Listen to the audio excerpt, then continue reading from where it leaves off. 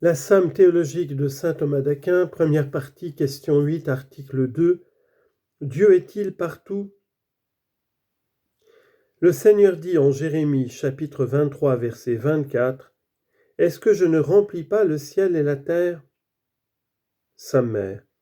Dieu est dans tous les lieux parce qu'il leur donne la vertu de contenir les objets et qu'il les remplit, non en bannissant les autres êtres, comme les corps, mais en créant toutes les choses qui les occupent.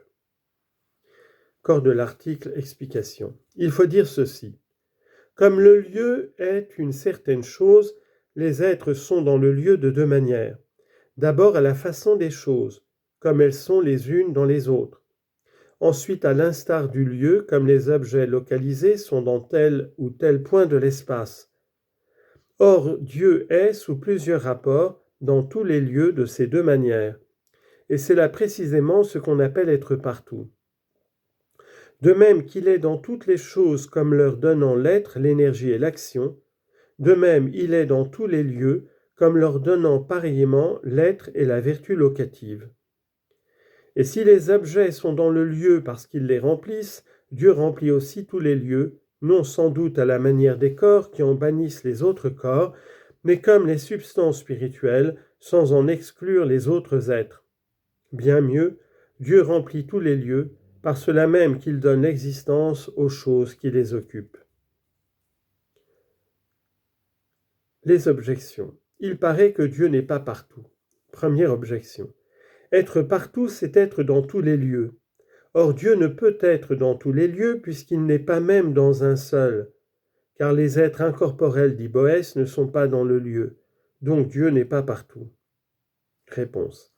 Les êtres incorporels ne sont pas dans le lieu à la manière des corps, par le contact de la quantité dimensive, mais par le contact de leur vertu.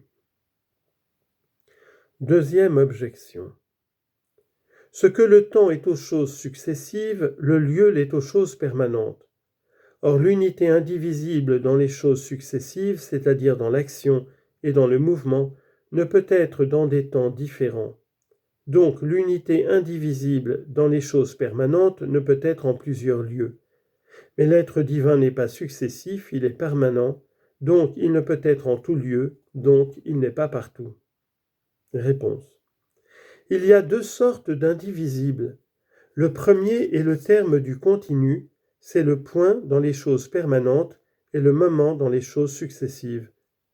Or, puisque le point dans les choses permanentes a une situation déterminée, il ne peut être dans plusieurs parties de l'espace ou dans plusieurs lieux.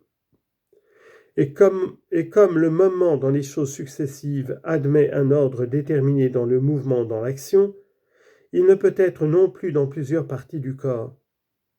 Le second indivisible est celui qui n'est pas dans le genre du continu, il appartient aux substances incorporelles, à Dieu, à l'ange et à l'âme.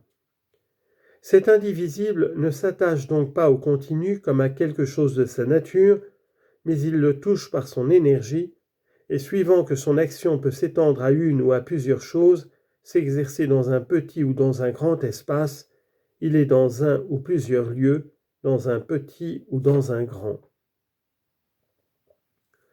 Troisième objection. Quand un être est tout entier quelque part, rien de lui n'est hors de ce point de l'espace. Or si Dieu est dans un lieu, il y est tout entier, puisqu'il n'a pas de partie. Donc rien de lui n'est hors de ce lieu, donc il n'est pas partout. Réponse. Le tout résulte des parties. Or il existe deux sortes de parties dans les choses. Il y a d'abord la partie de l'essence, comme la matière et la forme dans l'être composé, le genre et la différence dans l'espèce. Il y a ensuite la partie de la quantité, comme le point qui divise l'étendue. Eh bien, pour commencer par la dernière sorte de partie, quand un être est tout entier dans un lieu par la totalité de la quantité, rien de lui ne peut être hors de ce lieu, parce que toute la quantité de l'objet localisé est mesurée par la quantité du lieu. Mais la totalité de l'essence n'est pas mesurée par la totalité du lieu, d'où il suit qu'être dans un lieu par la totalité de son essence n'empêche pas d'être encore hors de ce lieu.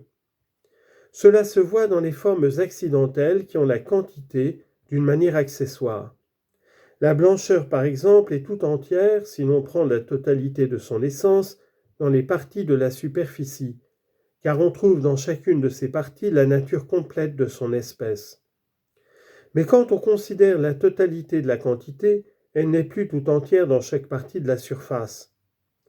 Or, dans les substances incorporelles, la totalité n'existe, soit par elle-même, soit par accident, que sous l'idée complète de l'essence. Ainsi, comme l'âme est tout entière dans toutes les parties du corps, pareillement Dieu est tout entier dans tous les lieux.